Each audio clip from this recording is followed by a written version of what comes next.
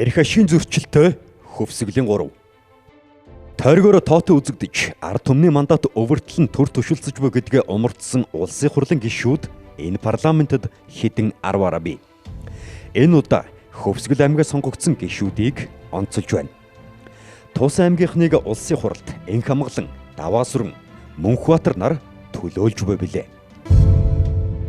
МСС-ийн улаан хамгаалагч эрх ашигын зөрчилтэй энх хамглан. Сэтгүүл зүйн салбараас бизнес улс төрд орсон түшээдийн нэг тэрбээр МСС группийг үүсгэн байгуулагчдын нэг. 2012 онд улсын хурлд анхудаа сонгогдож, Монгол Ардын нам сөрөг хүчин байхад хэдэгдэн хууль тогтоолын төслийн ажлын хэсэгт орж ажиллаж байсан ч хэлсэн ярьсандаа байдаггүй нэгэн. Тухайлбал 2012-оос 2016 онд ардч улсын нам эрх барьж байхдаа Чингис Самурай бондыг олон улсын зах зээлд арилжиж 2 тэрбум гаруй ам.долларын санхүүжилт татаж төсөл хөтөлбөрүүдэд санхүүжилт хийсэн. Уг бондын хөрөнгийг хөгжлийн банкар дамжуулан төслүүдэд олгосон.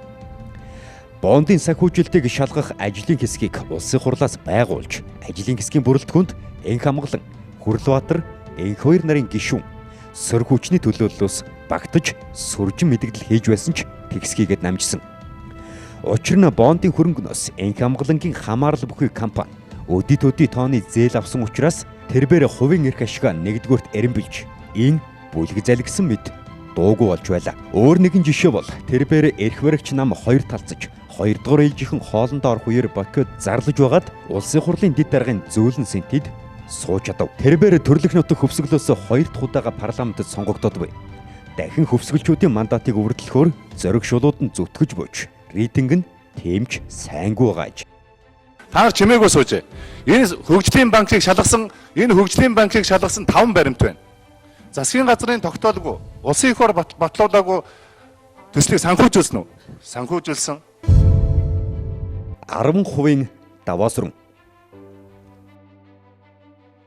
Тэрбээр төрлөх нутаг Хөвсгөл аймгаас улсын хуралд 3 дахь удаага сонгогдсон ажиллаж буй. Энэ удаа дахин нэр дэвшиж этгэл үзүүлбэл хууль тогтоох байгууллагад суухаар тойргоо тоглож яваа. Өнгөрсөн парламентын үед улсын хурлд бие даан нэрээ дэвшүүлж сонгогдсон 3 гишүүний нэг нь Даваасүрэн. Рио Тинто болохгүй, бүтэхгүй байна гэсээр өөрийнхөө имижийг шүүмжлэгч, оюу толгой төслийг эсэргүүцэгч гэж бүрдүүлж амжсан нэгэн.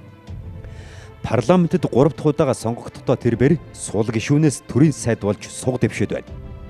Давхар дээлтэй халууцж яваа энэ үедээ эрчим хүчний салбарт ямар шинжилэл, өөрчлөлт хийв гэвэл бас л учир дутагдaltaй. Дубан гэрээгээр 4.7 тэрбум доллар авсан. Гүний уурхад 1 тэрбумыг л оруулсан байгаа. Та нар шалгаад үзээрэй. Бусад мөнгө нь хайцсан. Бусад хөрөнгө оруулалтанд нь явсан Рио Тинто компани. Толгой компани. Толгой компанийхаа зарим офисын гадаад зардлуудыг оюу толгой компаниар төлүүлдэг. Одоо тэр сууж байгаа халзан нөхөр сайн мэдж л байгаа. Тэгвэл эдгээр Монголын эрх ашигын төлөө байдаггүй. Танигдж амжилгүй бүрэн эрхэд уусгаж буй Мөнхбаатар. Улсын бүртгэлийн ерөнхий газрын дараагаар ажиллаж байсныг эс тооцвол түүнд төрийн албаны туршлага тун бага. Хууль тогтоох байгууллагад сул гишүүн байсаар бүрэн эрхийн хугацаагаа дуусгаж байна. Ард түмэдж танигдж амжсангүй. Тэрбээр бүрэн эрхийнхээ 4 жилийн хугацаанд 14 хуулийн төслийг нэр бүхий гишүүдийн хамт санаачилжээ. Зарим нь батлагдж, нөгөө хэсэг нь парламентын босго давсангүй. Товчхондоо түүний автор болсон хууль тогтоолын төсөл байхгүй. Мөнхбаатар төрлөх нутаг хөвсгөлөөс 2 дахь удаага нэр дэвшгээр тойргоо тоглож яваа гэсэн. Түүнийг улсын бүртгэлийн ерөнхий газрын дарга байхдаа утгэл бодлоантуулсан гэх шүүмжлэлийг аныхан хэлж байсан билээ.